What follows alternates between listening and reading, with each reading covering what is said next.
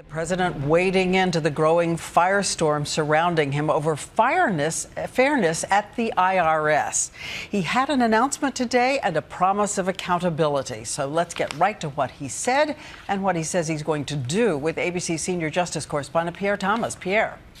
Diane, the president announced that the acting IRS commissioner today was forced out. He vowed more changes are coming and that IRS officials could soon be fired.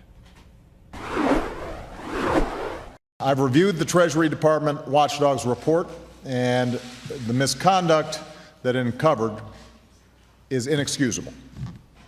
It's inexcusable, and Americans are right to be angry about it, and I am angry about it.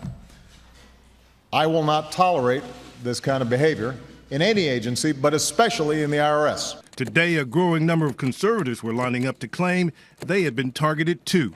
Conservative Christian preacher Franklin Graham suggested the IRS audited his charities after he stood up against gay marriage. In a letter to President Obama, Graham said, "I write to inform you this profiling by the IRS was not limited to conservative political organizations. Indeed, it extended to religious charities." Frank Vandersloot, a major fundraiser for Republican presidential candidate Mitt Romney, says the IRS made his life a nightmare. I was faced with a matter of 4 months, 3 federal audits going on at once. The administration is investigating how the IRS was allowed to unfairly scrutinize Tea Party and other conservative groups, challenging the request for tax-exempt status. And I can assure you and the American people that anybody who has broken the law will be held accountable. A criminal investigation means IRS officials in Cincinnati, California, and Washington, D.C.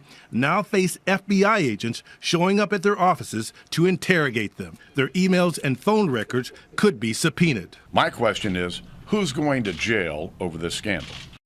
The president called for new leadership at the IRS and new safeguards.